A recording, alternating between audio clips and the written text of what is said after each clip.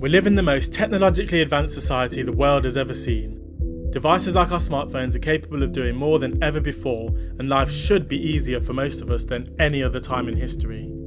With that said, we still have one big issue, an issue that more and more people are starting to recognise, and that's mental health. According to mental health support charity Mind, approximately 1 in 4 people in the UK will experience a mental health problem each year. Worries about things like money, jobs, and just the overwhelming amount of choice and complexity we now have to deal with can make it harder for people to cope. How people cope with these problems is also getting worse, as the number of people who self-harm or have suicidal thoughts is increasing. We're very understanding of our body. We all know if you want to be fit, you have to eat well and practice some form of movement, but what about the mind? Are there ways we can train our mind to be stronger, to be better equipped to cope with issues like anxiety and stress? I want to look at ways we can help relieve the stress and anxiety of modern life, and one of these ways is through meditation. I've actually tried meditation before and found that whilst I did feel some benefits, I found it hard to get into and a little outside of my comfort zone. So I decided to speak to someone who knows a lot more on the subject and see if they could help me demystify meditation. My name is Oliver Cowlishaw. I'm a health coach and meditation and Zen Buddhism enthusiast / teacher. Meditation is the practice of purposefully paying attention to the present moment in like a non-judgmental fashion. The vast majority of the suffering that you will experience, or the emotional turmoil, or just the general pain that you will ever experience comes from your mind. Most people are on autopilot. That means that they're reacting to stimulus from their environment.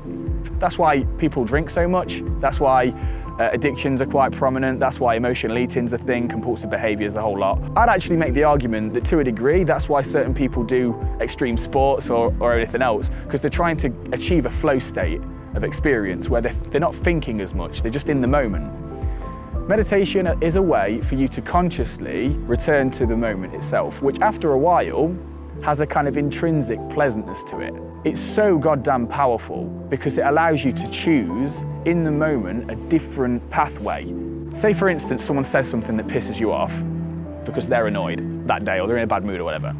If you don't have the mindfulness and the self-awareness in the moment to choose a different response, and you're pissed off that day, you're going to react. That connection will take a hit that doesn't benefit either person. It brings a destructive element to the whole affair. Say for instance, that same person get you to meditate 30 days straight, and you start building an awareness of your emotions and your thoughts as they arise in the moment. That same argument occurs. You feel the anger arise as a sensation physically in the body, which is what meditation teaches you as well. It teaches you to pay attention to what emotions actually are, which I don't think people actually know that. I don't think people realise that emotions are a physical sensation you can actually feel within the body. But you feel the anger as a sensation in the body, that's just it. It's a sensation. It doesn't require you to react, it doesn't require you to defend yourself, it doesn't require you to lash out. You can just sit with this experience and be there with it. The best way to start meditating is to find some sort of guidance. There's a few different meditation teachers that are quite popular.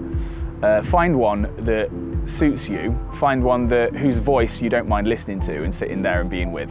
The apps that are coming through now, there's Headspace, there's Calm, there's one that I actually use, and I've never actually used apps until this one, called Waking Up, from a guy called Sam Harris. Now I recommend that one massively because he cuts straight to the heart of what meditation really is. If you wanted to not use your phone, fine, but I recommend definitely a recording of some description, some sort of guidance with the voice, or also finding a meditation class.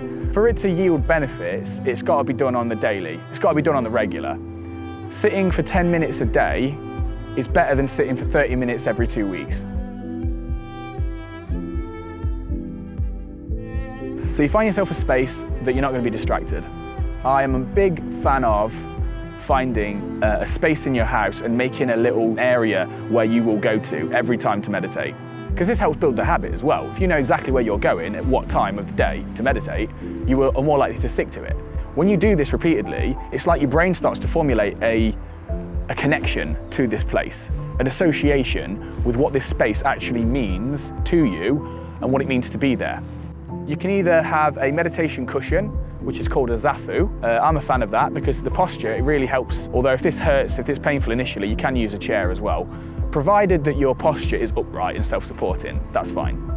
So you need to sit with upright posture, your chin is up, your spine is long, self-supporting. The method that you use of sitting to achieve that is less relevant. You don't have to sit full lotus with like legs crossed and feet on each thigh or anything like that. That doesn't really matter. It doesn't make you any more spiritual to sit in any particular posture. I like to light either incense or a candle in front of me. I light the candle, I sit, I blow the candle out when I'm done. I'll also have a meditation bell where I'll ring the bell and light the candle, and that's when I know this time is to be here on purpose and to actually pay attention.